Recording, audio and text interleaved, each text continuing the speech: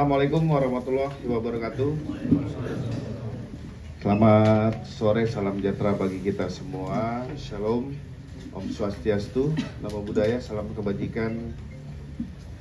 Yang saya hormati rekan-rekan media hadir pada sore hari ini.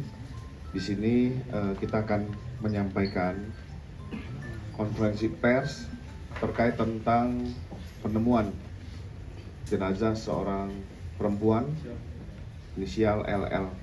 Di sini hadir Kasat Reskrim Polres Metro Jakarta Selatan dari Kementerian Kesehatan bidang farmasi Pak Iqbal, terima kasih. Dari Puslapor Pak Azhar beserta tim dari Direktorat Tipit Narkoba Barreskrim Polri Kombes Zulkarnain, Dr. Rizky. Jadi pada kesempatan ini, pertama-tama kami menyampaikan bela sungkawa yang mendalam pada keluarga almarhum LL. Semoga diberikan ketabahan dan kekuatan. Kita menyampaikan konferensi pers ini untuk meluruskan informasi peristiwa yang terjadi sehingga tidak bias, sehingga tidak menimbulkan luka yang mendalam bagi keluarga almarhum. Kami juga mengajak rekan-rekan untuk membangun simpati dan empati karena atas kejadian ini kita harus menjaga perasaan dari pihak keluarga. Konferensi pers ini kami lakukan sebagai bentuk tanggung jawab profesionalisme pelaksanaan tugas kepada masyarakat. Dan ini menyampaikan informasi yang faktual dan dapat dipertanggungjawabkan. Kami sampaikan informasi yang kami sampaikan faktual dan dapat dipertanggungjawabkan, sehingga publik tidak dikuasai oleh informasi yang simpang siur. Penyampaian hari ini kepada temuan fakta penjelasan ilmiah sesuai dengan keilmuan masing-masing narasumber tadi sudah kami perkenalkan, serta didukung oleh bukti, bukan asumsi, dan proses pengambilan kesimpulan dilakukan secara komprehensif dan saintifik. Kami tetap menjaga etika, privasi, dan martabat almarhumah serta keluarga. Agar informasi yang diterima publik utuh dan tepat, hari ini hadir unsur kepolisian, tenaga medis, serta instansi terkait yang menyampaikan keterangan sesuai kompetensi masing-masing. Untuk mempersingkat waktu, kami minta untuk Kasat Reskrim Polres Metro Jakarta Selatan menyampaikan rangkaian peristiwa pada saat penemuan pertama, olah TKP, pemeriksaan saksi, barang bukti, serta didukung dari informasi analisa CCTV. Silakan. Terima kasih Pak Kabir.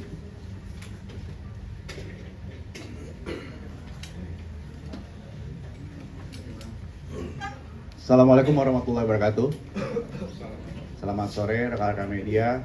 Terima kasih sudah sabar menunggu hasil penyelidikan dari tim penyidik Satreskrim Polres Metro Jakarta Selatan. Kami berupaya maksimal untuk terbuka, transparansi di sini, dan maksimal kerja bersama dengan para pihak-pihak terkait yang kompeten dalam bidangnya.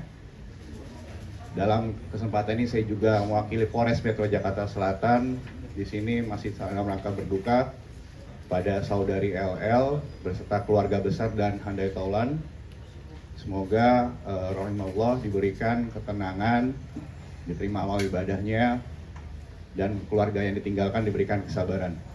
Ya, langsung saja saya akan menjelaskan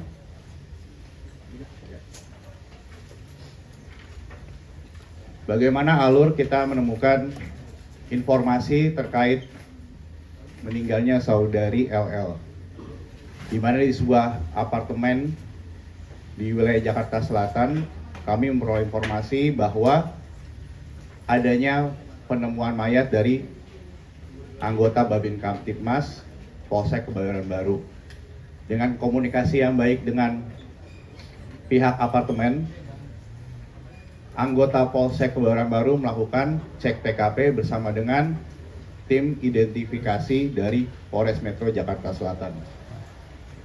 Dari informasi tersebut, kita menemukan bahwa faktanya di tempat kejadian perkara ada jenazah wanita yang sudah kita identifikasi, identitasnya sudah jelas. Oleh karena itu, kita melakukan olah TKP bersama dengan tim identifikasi Polres dan disaksikan oleh saksi-saksi dari apartemen maupun saksi-saksi yang pada saat kejadian perkara hadir. Sudah 15 saksi kita periksa sejauh ini. Saya dapat menjelaskan kronologi berdasarkan CCTV dan dibandingkan dengan keterangan-keterangan saksi yang sudah kita klarifikasi dalam proses penyelidikan.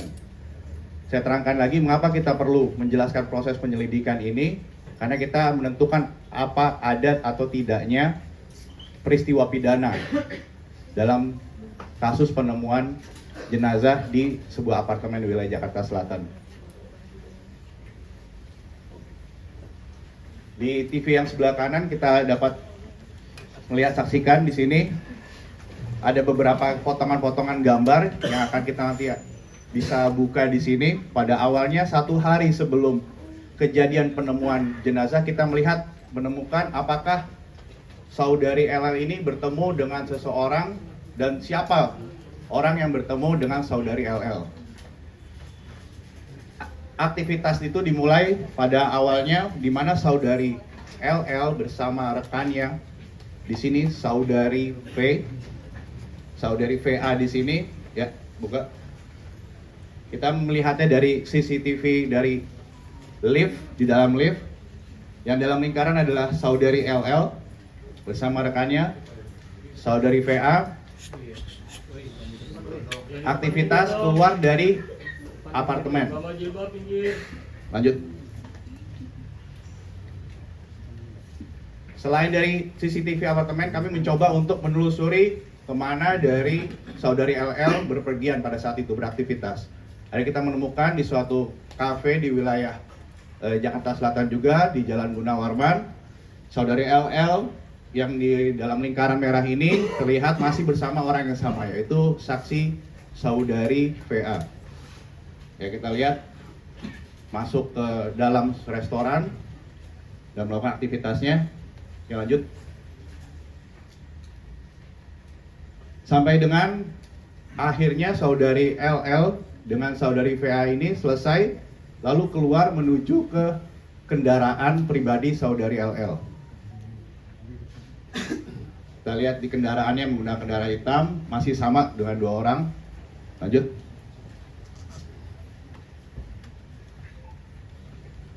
Hingga saudari LL tiba kembali di unit apartemen miliknya dan masih bersama orang yang sama, saudari VA di sini menuju ke lantai tempat saudari LL tinggal. Ya, lanjut.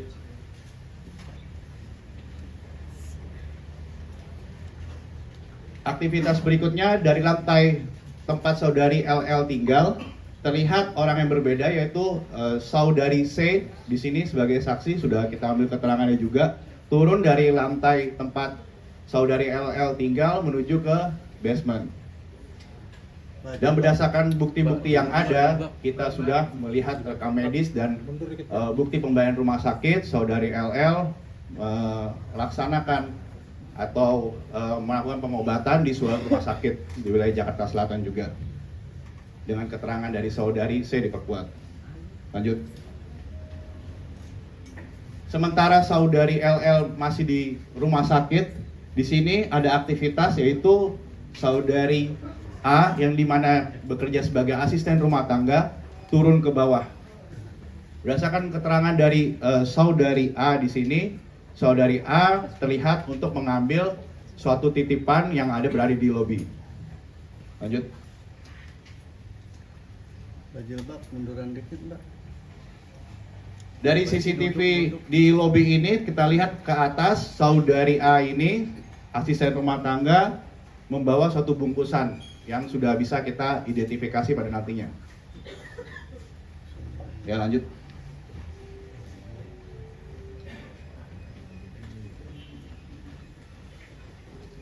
Sesampainya di atas, saudari A sudah menempatkan di suatu posisi untuk barang tersebut dan terlihat di sini saudari LL dan saudari C sini kembali ke unit apartemen milik saudari LL. Untuk aktivitas pada hari itu selesai karena kami sudah mengecek beberapa CCTV, juga tidak ada aktivitas yang terkait dengan saudari LL. Lanjut. Di hari berikutnya tidak terlihat aktivitas saudari LL seperti biasa, yang dimana saudari LL berolahraga pagi, tetapi pada saat itu tidak ada, hingga menimbulkan kecurigaan dari saudari A selaku asisten rumah tangga. Hingga asisten rumah tangga turun ke bawah, lihat dari CCTV lobby.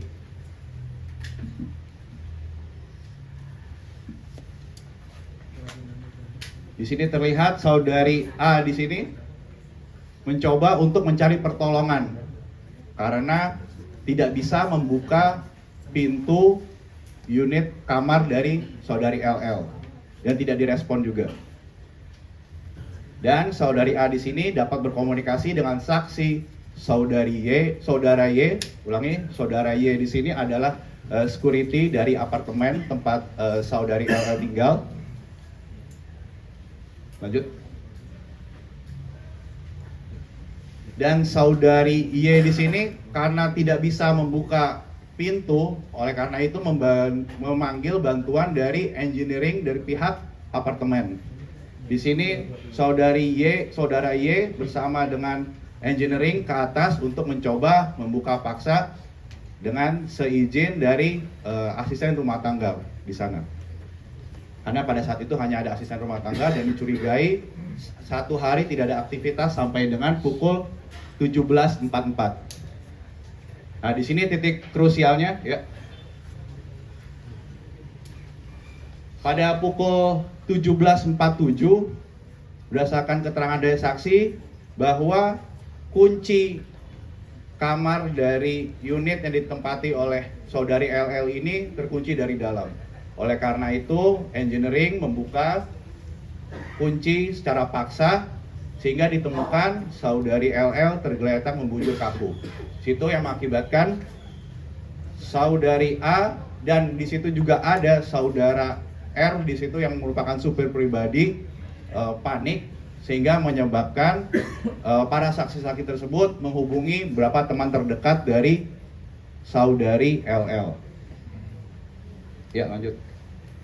Dari kembali ke CCTV lift, di sini terlihat rekan yang dihubungi oleh para saksi, yaitu kembali saudari VA yang tadi hari sebelumnya berjalan dengan saudari C yang hadir juga pada saat hari sebelumnya ke rumah sakit menuju ke lantai unit apartemen tempat saudari LL tinggal dan mendapati kondisi saudari LL di situ dalam posisi sudah di atas tempat tidur. Oleh karena itu, salah satu saksi mencoba untuk menghubungi pacar dari saudari LL dan menginfokan bahwa kondisi terakhir apa yang terjadi di unit kamar apartemen tempat saudari LL tinggal. Dari sini nanti saudari C, salah satu saksi yang merupakan asisten dari pacar saudari LL yaitu saudara RA. Saudara RA itu meminta untuk saudari C mencarikan dokter untuk memastikan kondisi dari saudari LL. Oleh karena itu di CCTV yang sama, di CCTV lift, ya lanjut.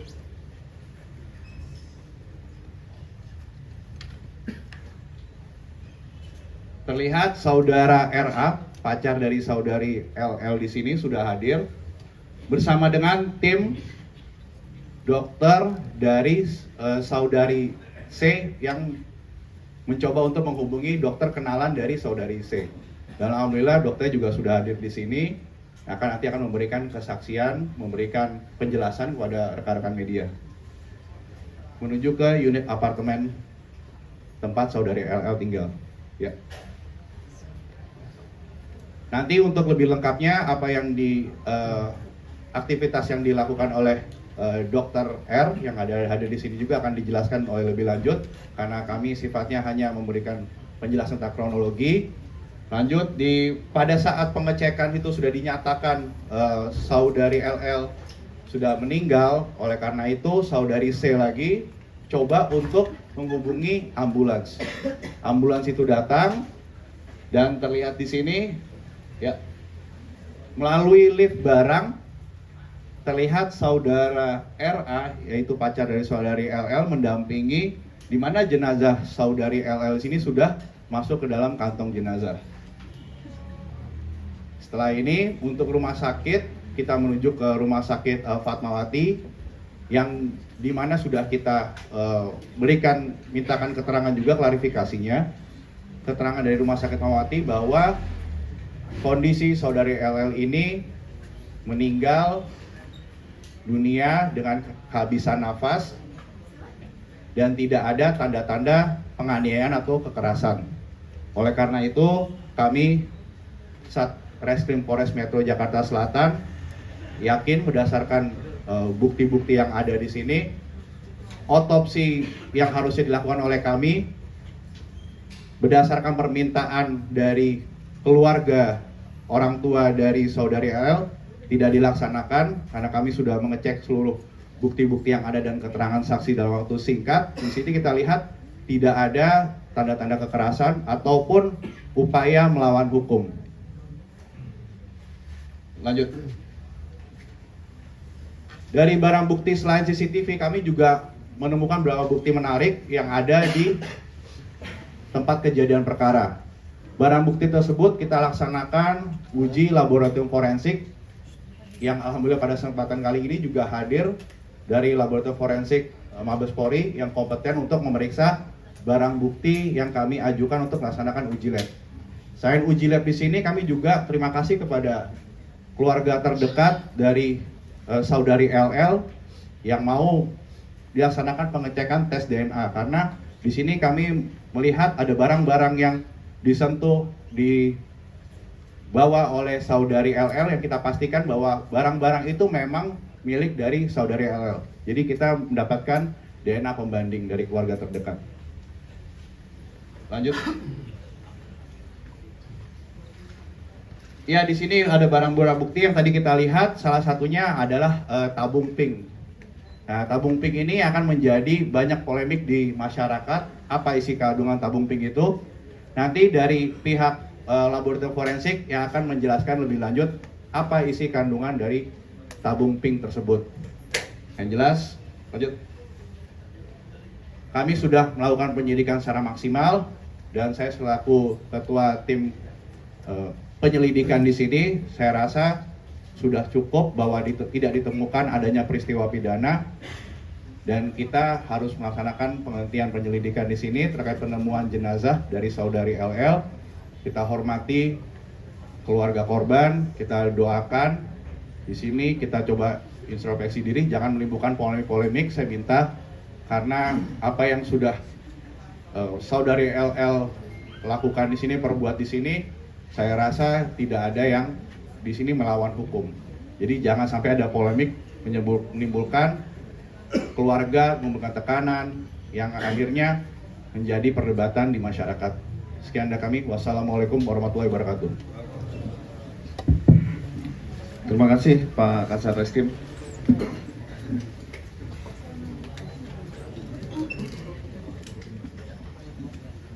Cek.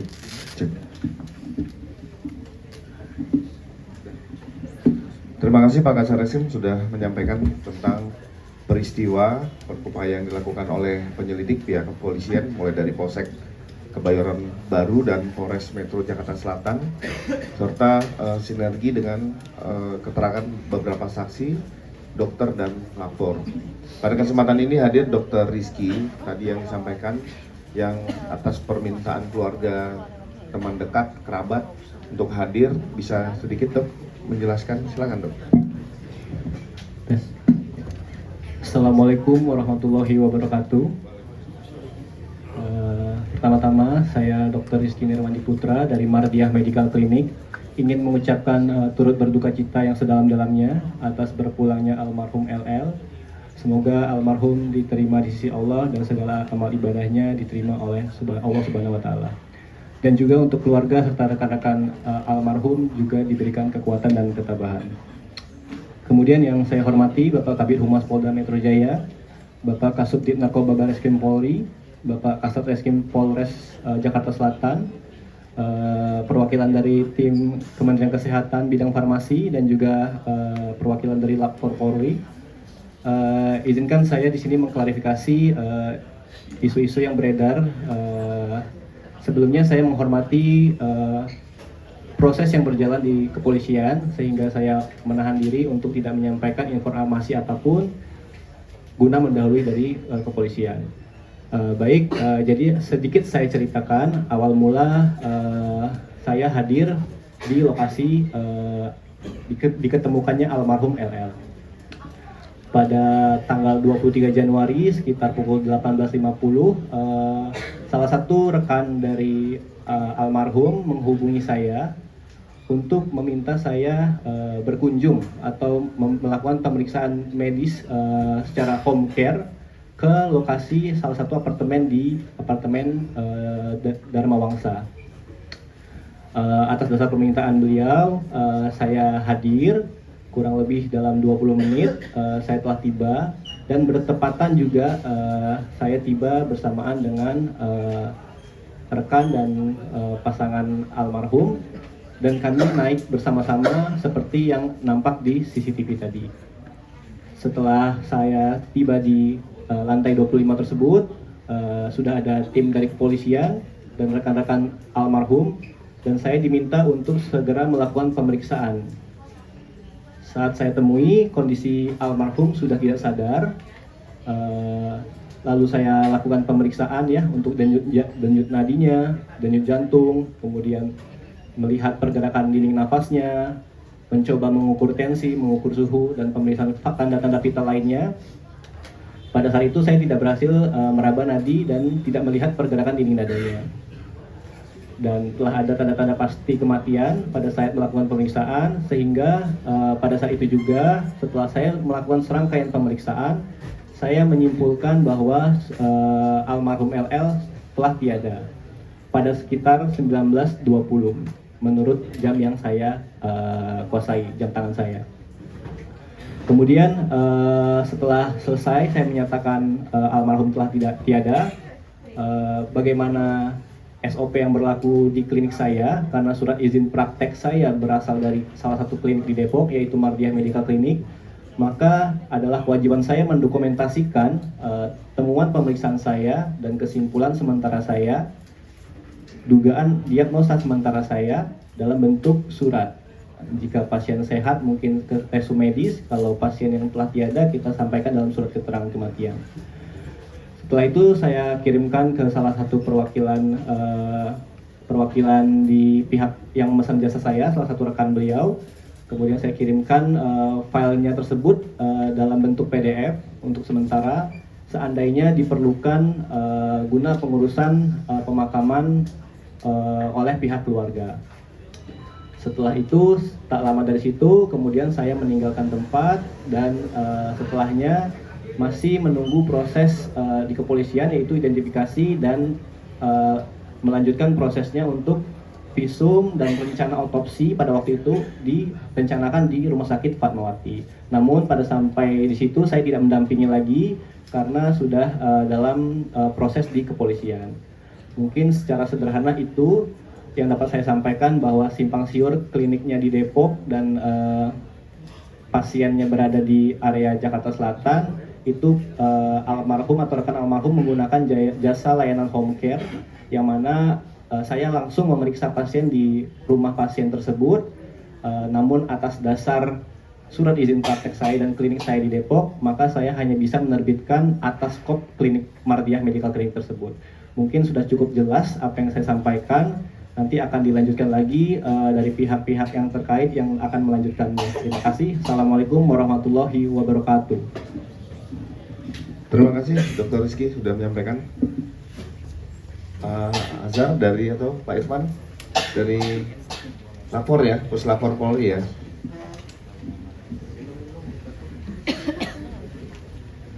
Assalamualaikum warahmatullahi wabarakatuh. Selamat sore.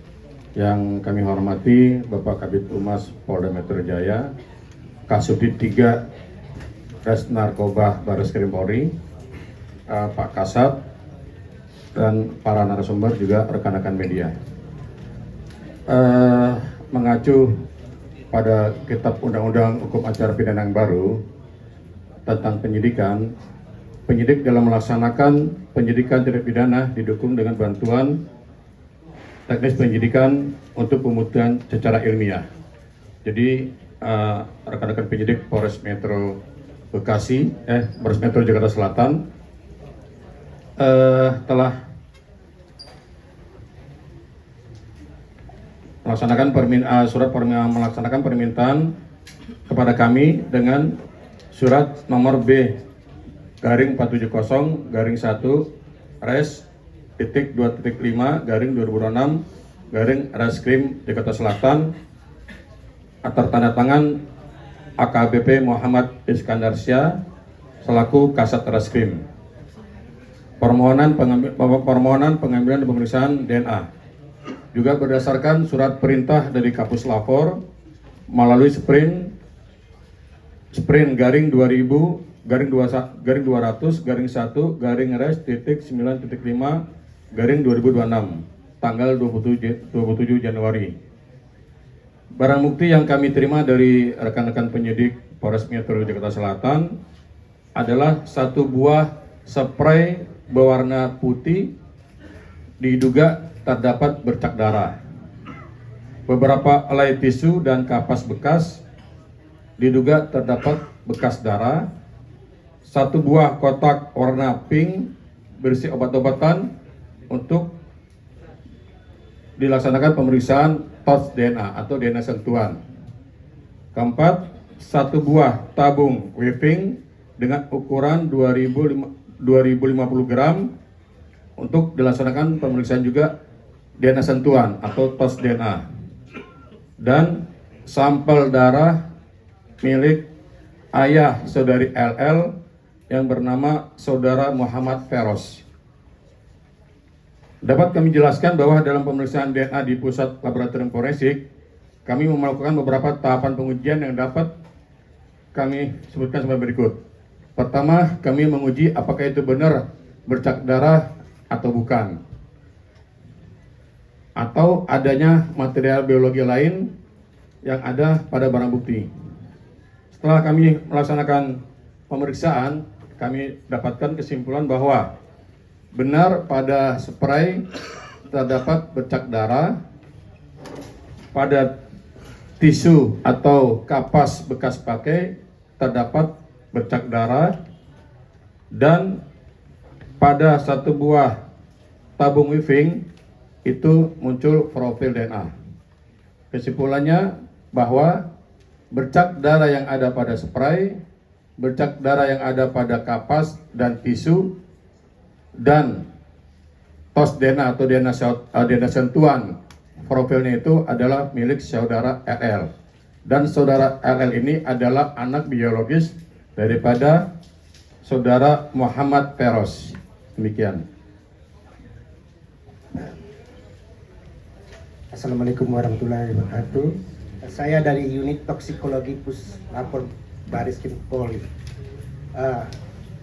Tanggal 24 Januari 2026 kami dapat surat dari Polres Jakarta Selatan B469 Reskrim 2026 Reskrim Jakarta Selatan untuk permohonan pemeriksaan toksikologi.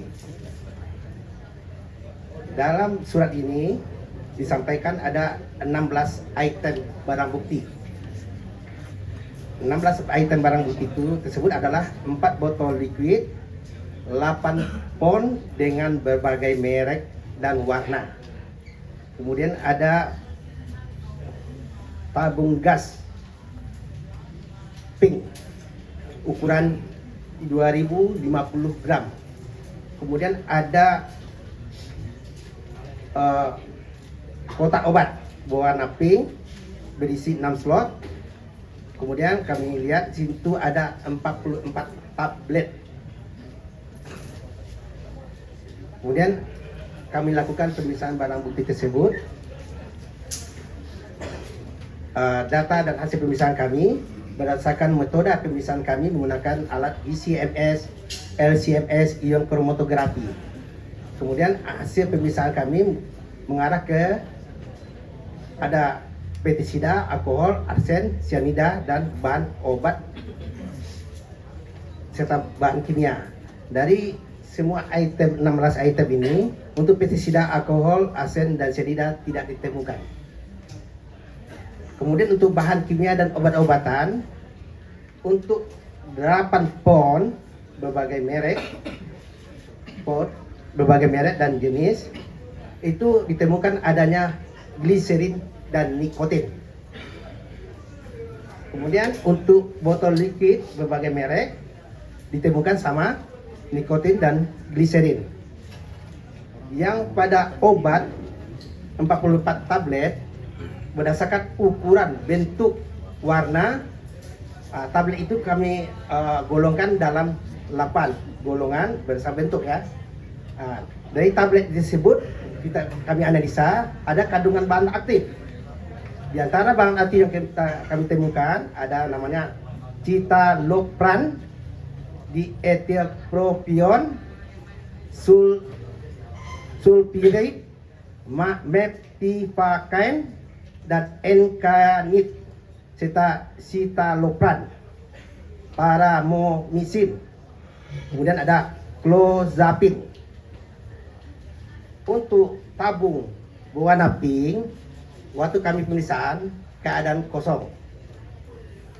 Tapi dari penyidik dengan dikasih dengan merek yang sama dari produksi yang sama, kami periksa tabung gas tersebut untuk sebagai pembanding ada mengandung nitro oxide N2 ini tabungan. Ya demikian dari saya dari unit toksikologi. Terima kasih. Tadi kita jelas dengar bersama ya dari Kompol Irfanovic menjelaskan tentang temuan hasil olah barang bukti yang sudah dilakukan secara scientific investigation, termasuk dari Pak Azhar. Terima kasih Pak. Ini hadir juga dari Kemenkes RI Bapak Iqbal, Direktorat Produksi dan Distribusi Farmasi. Waktu kami persilakan Pak Iqbal. Ya, baik, terima kasih Pak Kabid Humas Polda Metro Jaya, kemudian juga Pak Kasubdit 3 dari Direktorat Tindak Pidana Narkoba dari Barreskrim, kemudian juga Pak Kasat, kemudian dari Puslap 4 Polda ya, Puslap 4 Mabes Polri. Maaf. Ya, baik, pertama-tama kami menyampaikan bela sungkawa yang sebesar-besarnya juga kepada atas meninggalnya saudari LL. Kami turut berduka cita dan berharap keluarga dapat bersabar atas musibah ini. Baik, terkait dengan isu yang berkembang, tadi sudah disampaikan Bapak dari Puslap 4 mengenai adanya ditemukannya satu tabung yang setelah diperiksa mengandung gas nitrous oxide, gitu ya. Kami perlu sampaikan di sini terkait dengan gas ini bahwa gas nitrous oxide ini memang kita memiliki gas nitrous oxide ini memiliki fungsi yang beragam, baik itu dari sisi kesehatan, kemudian juga di dunia pangan digunakan, di dunia pertanian pun digunakan, di dunia otomotif pun digunakan, gitu ya. Jadi memang fungsi dari gas nitrous oxide ini cukup beragam. Kemudian khusus untuk sektor kesehatan, gas nitrous oxide ini memiliki fungsi medis. Kami memiliki aturan bagaimana gas nitrous oxide ini berfungsi sebagai gas medik yang hanya digunakan di fasilitas pelayanan kesehatan tingkat lanjut atau rumah sakit,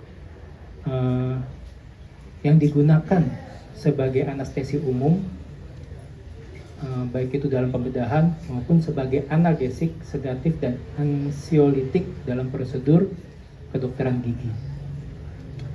Pengaturan mengenai penggunaan gas N2O ini sudah kami atur dalam Peraturan Menteri Kesehatan Nomor 4 Tahun 2016 tentang penggunaan gas medik dan vakumedik pada fasilitas pelayanan kesehatan. Kemudian juga pada keputusan Menteri Kesehatan mengenai formularium nasional, gas medik ini juga termasuk dalam obat yang digunakan dalam pelayanan kesehatan rujukan di rumah sakit, khususnya pada pelayanan anestesi. Kami Kementerian Kesehatan memandang memang penyalahgunaan gas medik merupakan isu yang serius karena memiliki dampak yang nyata, baik itu dari dampak kesehatan yang serius sampai kematian. Jadi kami berharap memang masyarakat tidak menyalahgunakan gas medis N2O ini di luar fungsinya untuk pelayanan kesehatan, dan hanya digunakan di fasilitas pelayanan kesehatan oleh petugas yang memiliki kompetensi terkait gas medik ini. Mungkin itu saja dari kami. Terima kasih. Terima kasih Pak Iqbal. Kita dengarkan bersama-sama bahwa penyalahgunaan zat N2O nitrooksid dapat membahayakan kesehatan. Nah, itu yang kita konferensi pers hari ini untuk memberikan edukasi kepada seluruh masyarakat terkait tentang penyalahgunaan nitrooksid gas ataupun tabung berwarna merah. Kalau kami sebut itu merupakan suatu merek, nanti dibilang Kabid Humas mengendorse. Silakan Pak Kasubit Bibit Narkoba.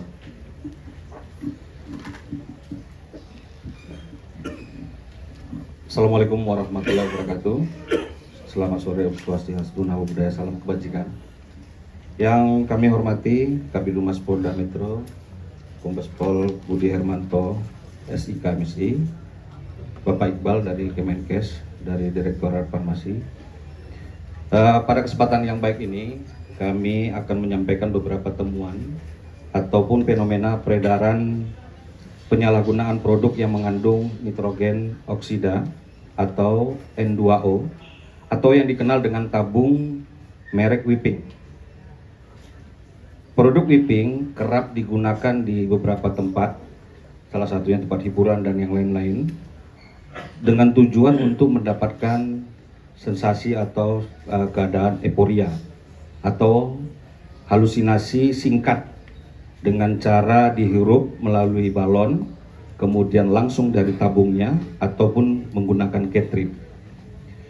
Nitrogen oksida atau N2O dikenal dan kerap digunakan dalam dunia medis sebagai gas medik yang berperan sebagai obat analgesik atau pereda nyeri dan anestesi sebagaimana diatur dalam keputusan Menteri Kesehatan seperti yang disampaikan oleh Pak Iqbal tadi. Itu menjelaskan bahwasanya gas N2O ini termasuk dalam daftar obat dan penggunaannya sudah diatur dalam Permenkes nomor 4 tahun 2016 tentang penggunaan gas medik dan vakum medik pada fasilitas pelayanan kesehatan, mengatur tentang teknis instalasi pada fasilitas pelayanan kesehatan. Jadi pipanisasinya yang diatur. Kemudian selain digunakan dalam dunia medis, N2O ini juga digunakan dalam berbagai bidang kehidupan, contohnya otomotif, kemudian sektor pertanian, kemudian kuliner, di mana penggunaan NO2 ini sebagai bahan tambahan pangan atau BTP yang umum ditemukan pada produk seperti krim kocok, whipped cream, di mana gas ini berperan untuk membentuk tekstur foam yang stabil dan ringan. Hal ini diatur pada Peraturan Balai POM nomor 11 BPOM nomor 11 tahun 2019 tentang bahan tambahan pangan yang menjelaskan bahwa nitrogen oksida atau N2 merupakan propelan dan gas untuk kemasan. Pemahaman penggunaan gas N2O dalam tabung Whipping sering disalahpahami, seperti aman karena digunakan di dunia medis, tidak menyebabkan ketergantungan, atau efeknya singkat sehingga tidak berbahaya. Pemahaman tersebut keliru dan berisiko tinggi dikarenakan penggunaan gas NO2 dapat menimbulkan risiko terhadap tubuh seperti hipoksia, kemudian Ropati, kemudian frostbite, kemudian defisiensi vitamin B12 dan lain-lain. Barreskrim Polri melalui Direktorat Tindak Pidana Narkoba terus melakukan komunikasi secara intensif dengan instansi terkait, yaitu Kemenkes, kemudian Badan POM, untuk menyusun formulasi penindakan hukum yang tepat terhadap produksi, peredaran, dan penyalahgunaan nitrogen oksida atau N2O, sehingga penerapan Undang-Undang Kesehatan nomor 17 tahun 2023 dapat kita lakukan secara tepat. Bahkan untuk memajukan ke dalam lampiran Undang-Undang nomor 3 tahun 2009 tentang narkotika sedang dalam perumusan. Oleh karena itu, pada kesempatan ini kami menghimbau kepada masyarakat Indonesia untuk tidak menggunakan nitrogen oksida atau N2O atau whipping dengan tujuan untuk mendapatkan euforia, dikarenakan akan menimbulkan risiko kesehatan dan keselamatan jiwa. Tentunya untuk mendapatkan kegembiraan dan kesenangan masih banyak cara yang lain dan yang sehat. Maka untuk itu kami berharap penggunaan gas N2 ini dihindari. Demikian dari kami. Bila taufiq walhidayah. Assalamualaikum warahmatullahi wabarakatuh. Terima kasih Pak Zulkarnain atas penyampaian. Oke, bagi rekan-rekan media kami kasih ruang untuk tanya jawab. Mungkin yang paling depan. Depan ada? Kanan? Mbak Ani? Kiri? Oh iya, silakan Mas. Pak, izin saya tidak dari Sultanan Dokter. Mau penegasan aja Pak. Mau penegasan aja. Berarti korban ini meninggal karena gasnya kan ya. Itu bisa dikatakan sebagai pengguna narkoba atau enggak? Dan kemudian seberapa besar dosis yang dikonsumsi itu? Kita jawab ya. Kita tidak bisa menjawab akibat apa kematian. Kita tidak bisa menyimpulkan karena tidak dilakukan otopsi.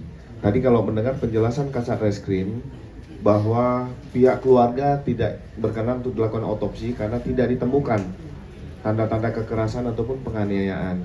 Sehingga perkara ini, peristiwa ini oleh Satreskrim Polres Metro Jakarta Selatan dinyatakan dihentikan karena tidak ditemukannya tindak pidana dan perbuatan melawan hukum. Itu ya. Ada lagi? Nah, berimbang kanan. Ayo. Selamat sore Pak Habib dan sekalian. Saya Nadia dari Hagapis. Izin bertanya, dari tadi kan dijelaskan secara umum terkait gas NO2. Mungkin ada penegasan Pak, kira-kira tabung gas itu dipakai almarhum untuk apa? Atau ada indikasi perlindungan dari tabung itu? Terima kasih.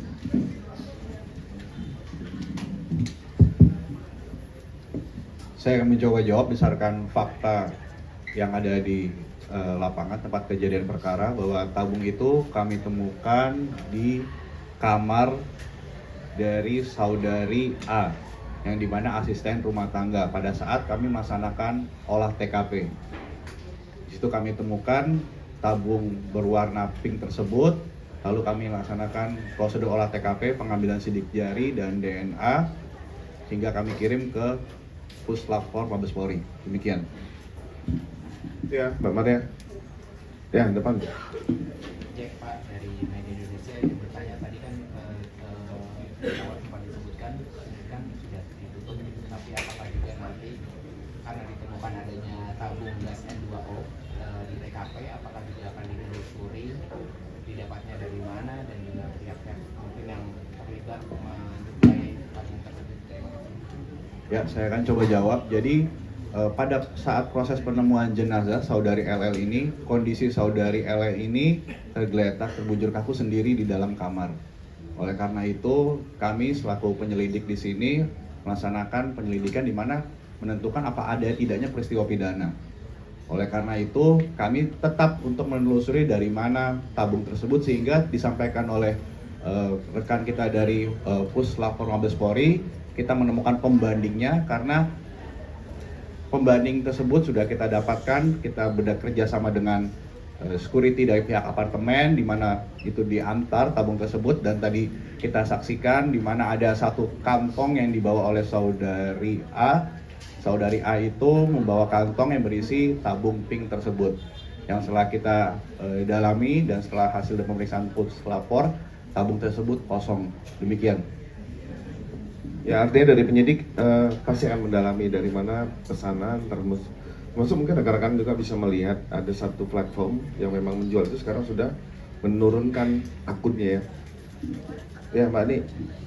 Saya Ani dari Bapak Hukum mau tanya, ada nggak sih indikasi ya dari saksi-saksinya mungkin sejak kapan korban ini menggunakan gas piping, dan dia kan sebelumnya ke rumah sakit ya Pak, itu tuh dia habis pemeriksaan atau karena apa, dan darah yang ditemukan itu apakah dari darah atau mimisan atau seperti apa? Terkait tabung pink tersebut, kami sudah memeriksa beberapa saksi, yaitu kawan-kawan terdekat, makanya kita ada beberapa panggilan klarifikasi terhadap kawan-kawan terdekat, oleh karena ada dugaan kami apakah saudari LL ini sering menggunakan, akan tetapi dari saudari A memberikan kesaksian baru pertama kali melihat tabung pink tersebut, yaitu asisten rumah tangganya baru pertama kali. Demikian.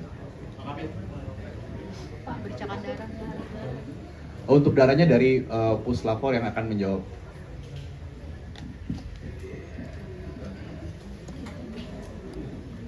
Boleh di tengah Pak.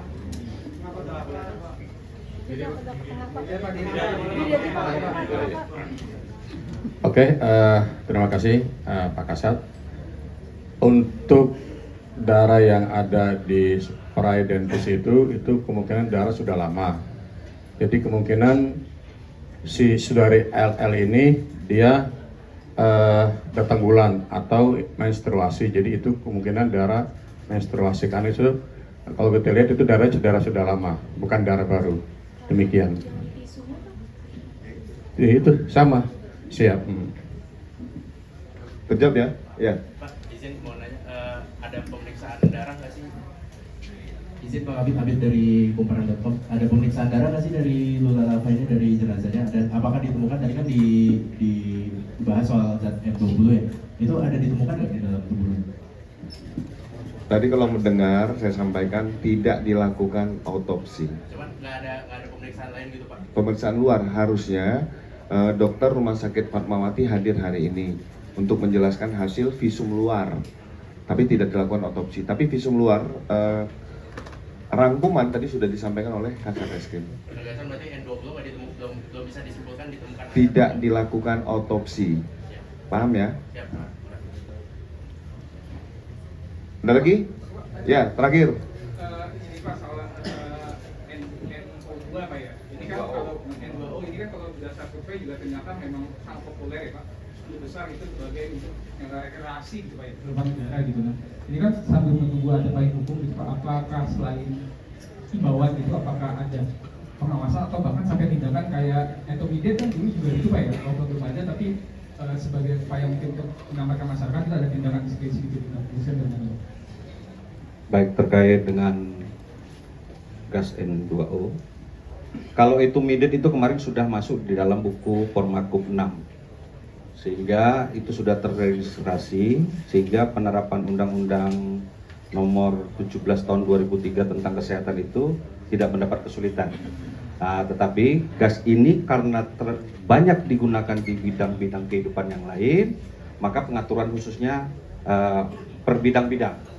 Nah, makanya nanti kami masih melakukan komunikasi, kemudian pertemuan-pertemuan, sehingga nanti akan menghasilkan satu aturan yang bisa menguatkan dalam penindakan hukum terhadap penyalahgunaan gas N2O. Terima kasih. Itu ya. Pak Iqbal, ada yang mau tambahin? Ya, baik. Gas N2O ini memang di Farmakope Indonesia tidak tercantum bagaimana standar kualitas untuk digunakan sebagai sediaan farmasi. Tapi memang hal ini bukan berarti menandakan bahwa gas N2O ini bukanlah suatu produk kesehatan karena memang ini digunakan sebagai gas medis. Yang pasti dari sisi gas N2O sebagai gas medis itu sudah jelas bahwa gas ini hanya digunakan di rumah sakit dengan penggunaan ataupun prosedur yang sudah terstandar dan dilakukan oleh personil yang sudah memiliki kompetensi terhadap bagaimana penanganan gas medis. Gitu. Terkait mungkin ada juga bagaimana izin edar, gitu ya. Memang gas N2O ini tidak memiliki izin edar karena memang gas N2O ini digunakan di rumah sakit dalam bentuk instalasi gas medis. Artinya penggunaannya ini adalah khusus di rumah sakit, tidak untuk didistribusikan kepada masyarakat. Gitu. Namun ini adalah dalam gas N2O sebagai gas medis yang digunakan di rumah sakit. Perlu kita pahami juga bahwa gas N2O ini juga tidak hanya digunakan dalam sektor kesehatan, dia juga digunakan dalam sektor tadi sudah disampaikan makanan, di mana restoran-restoran juga menggunakan gas N2O ini untuk penyiapan minuman ataupun makanan yang menggunakan whipped cream. Artinya ini pun juga memang dalam bentuk yang bulk atau bukan dalam bentuk yang kecil. Itu informasi yang kami dapat juga tadi dengan koordinasi dengan Barreskrim juga, bahwa untuk sediaan ini diedarkan B2B, artinya memang tidak untuk diedarkan kepada masyarakat. Jadi tidak memerlukan izin edar. Terima kasih Pak Iqbal, terima kasih rekan-rekan sekalian, dan kami mengingatkan untuk kita sama-sama bersimpati dan berempati karena ini adalah peristiwa duka. Kami mengajak seluruh masyarakat untuk bisa menahan diri, menghormati ruang duka bagi para keluarga almarhum. Kami berharap rekan-rekan media membantu menjaga ruang publik tetap sehat, menyampaikan informasi secara berimbang, menyejukkan dan tidak menghakimi, serta Polda Metro Jaya berkomitmen hadir dengan hati, bekerja secara profesional, proporsional, dan transparan. Sekali lagi terima kasih rekan-rekan media sekalian. Kami juga menyampaikan pada seluruh masyarakat apabila membutuhkan bantuan kehadiran kepolisian, silakan menghubungi call center 110. Wabillahi taufiq wal hidayah. Wassalamualaikum warahmatullahi wabarakatuh. Om Santi Santi Santi Om.